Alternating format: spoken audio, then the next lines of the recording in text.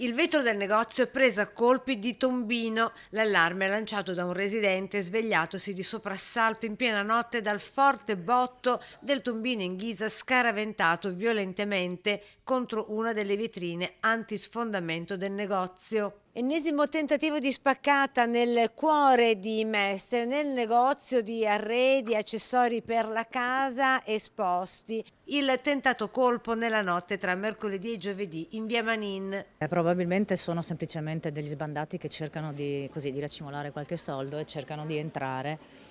Fortunatamente la vetrina ha retto e così non ci sono stati ulteriori danni per nessuno, insomma. Non Grazie a sono Dio. entrati, No, non hanno preso niente. no, no, no, no.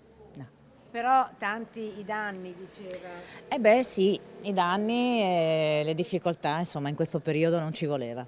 Danni per diverse migliaia di euro. Il costo della riparazione, denuncia la titolare del negozio che ha già presentato denuncia contro ignoti.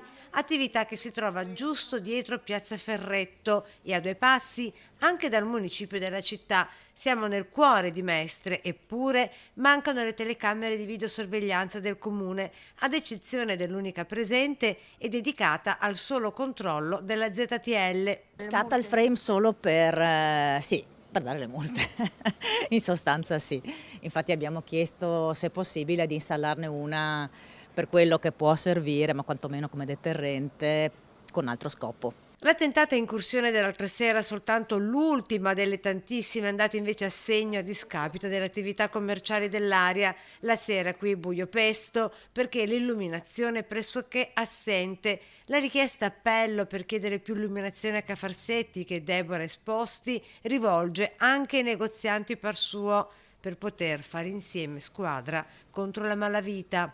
Le spese è vero sono tante, spesso si è tentati la sera quando si chiude di chiudere tutto, invece lasciare accesa qualche luce in vetrina, oltre che tra virgolette essere così una cosa invitante per le persone a passeggio, sicuramente aiuta ad illuminare strade a volte troppo poco illuminate come questa.